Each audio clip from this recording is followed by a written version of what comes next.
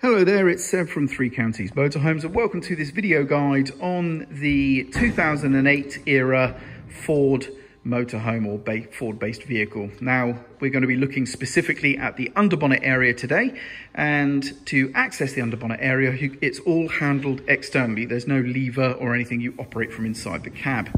So what we're going to do is we're going to take the vehicle ignition key and we're going to approach the front of the vehicle where you see the Ford badge here, and just above you're going to see this sort of rubberized key point here, which we're going to insert the key, and then we're going to turn left to unlock the bonnet like so, but then we need to hold it to the right to keep the catch out of the way so we can then lift the bonnet up, which unfortunately I have to kind of do with my other hand. So if you just bear with me one moment. So now I've managed to lift the bonnet up, you can see the mechanism right there, and I raise the bonnet up. Now, in order to hold the bonnet up, we're going to need to take this bar that's running across the front bulkhead here. You can see it clipped into that yellow clip, and it's going to get inserted into that retainer over there. Now I'm going to try and adjust my hand so that I can show you how the bar is going to lock in place. So it's going to drop in just like that, and that will hold the bonnet securely in place.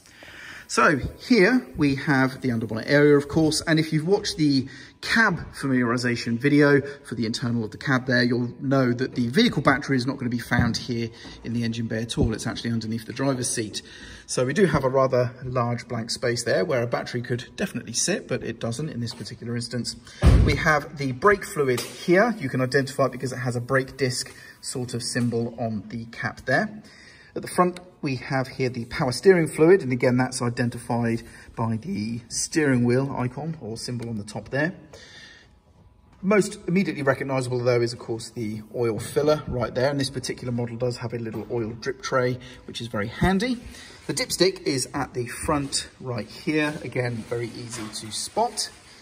We have the air filter inside here. This is the pollen filter and everything for the internal cab supply. Then over here we have the engine coolant, the screen washers right here, again easily identified because we have the screen wash symbol just there. And this is the fuse and relay box. Now, of course, because the vehicle battery is not actually here under the engine or around the engine, if we wanted to do any kind of vehicle battery maintenance, such as checking voltages or trickle charging, then we're going to need to either access the battery directly under the seat, which is inconvenient. Ford has thankfully placed a feature for us to be able to access the battery from here. So this is going to be where the positive battery terminal is located. And all we're going to do is rotate this red cap. It will turn one way or the other, and you're just looking to twist it until the sort of pieces here line up with the holes, and this cap will then lift out of place. And we have a metallic pin there that we can clip onto, and that is your positive battery terminal right there. To put it back, we're just going to twist, allow the things to sink in, and then it should twist and lock back in place like so. For the negative, all you need to do is clip on to an engine lifting eye, and there's one very conveniently right there on this particular model. So very easy to find. Now, if you really struggle to find an engine lifting eye, it should hopefully be somewhere in this immediate vicinity.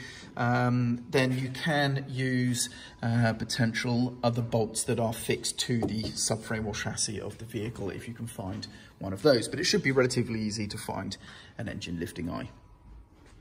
And that's largely it now for the engine familiarization or engine area familiarization. So what I'm going to do now is to lower the bonnet back down again. So we're going to take the bar out of the retainer, hold the bonnet in place while we lower the bar, and I've just done that with my other hand, but we lower the bar and we clip it back in place down there at the front. Lower the bonnet down to a few inches high. For me, that's probably sort of good 3-4 inches there. And I'm just going to let it go and let the weight of the bonnet close itself. And there we go. And then we just pull the key out like so, and we are done. So that about wraps up the video for the underbonnet area of the 2008 generation Ford based vehicle. I'm Sev. I hope you found this video useful, and thank you very much for watching.